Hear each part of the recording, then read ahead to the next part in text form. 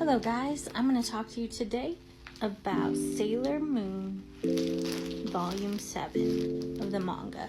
Specifically, I'm going to talk to you about Super Sailor Moon and the development of Sailor Moon during this specific manga volume.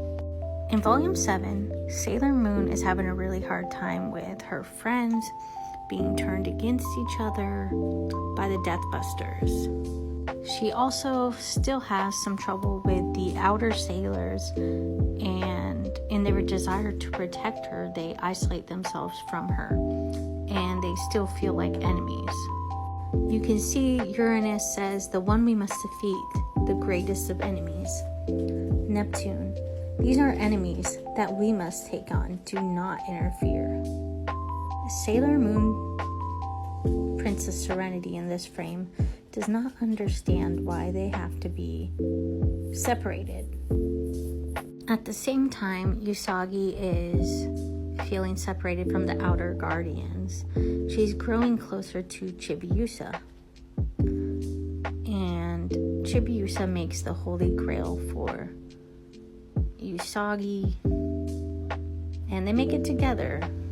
Usagi, Mamoru, and Chibiusa. Despite the reluctance of the outer Sailor Scouts to join the fray with the inners, Usagi still wants to save them.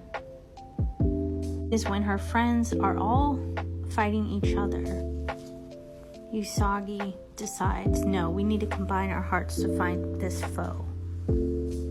Using the Holy Grail, which to me symbolizes the family's love for each other, she transforms into Super Sailor Moon. We get some really beautiful, beautiful artwork. Just look at that. Such detail. She still has her doubts about if she can accomplish her goals, but she spends a lot less time doubting herself and more time taking action. In fact, it's actually the scouts who spend more time doubting if they're on the right course of action by serving Sailor Moon. Here you see Minako struggling with her dream to be an idol. Jupiter wants to just enjoy herself with the roses. Sailor Mercury wants more time to study. Sailor Mars's desire is to focus on martial arts, fortune telling, and etiquette. Sailor Moon is able to break through her illusion with the help of Mamoru.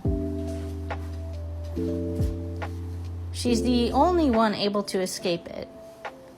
The rest are saved by the outers.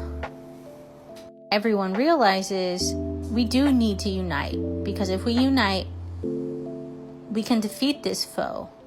And Sailor Moon is the catalyst that can, or the vessel that takes in our power and uses it to defeat any enemy in her wake. And she does so in this manga volume by transforming into Super Sailor Moon.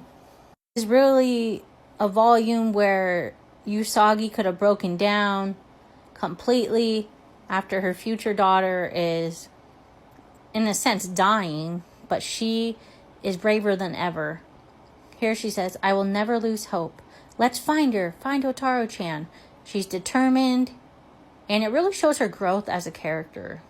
Look at the beautiful, beautiful artworks of Super Sailor Moon. She's definitely having a more womanly look to her. Even the inners and outers have a lot more confidence in Super Sailor Moon.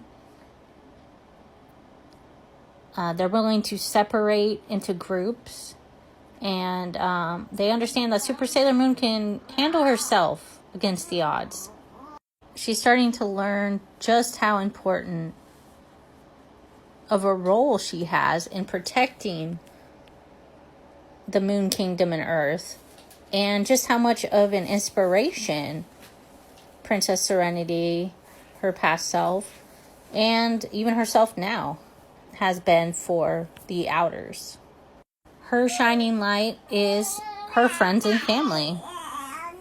This panel reaffirms that idea. I am Super Sailor Moon, the guardian that shines with the power received from all the others. So Super Sailor Moon is definitely about the friendship between the scouts. That's what made Sailor Moon transform. The friendship between the scouts and Chibiusa. The love for Chibiusa. You can see when the scouts are injured or separated from Sailor Moon, her transformation dissolved. The link between our hearts was cut off. So Sailor Moon's power isn't just her own.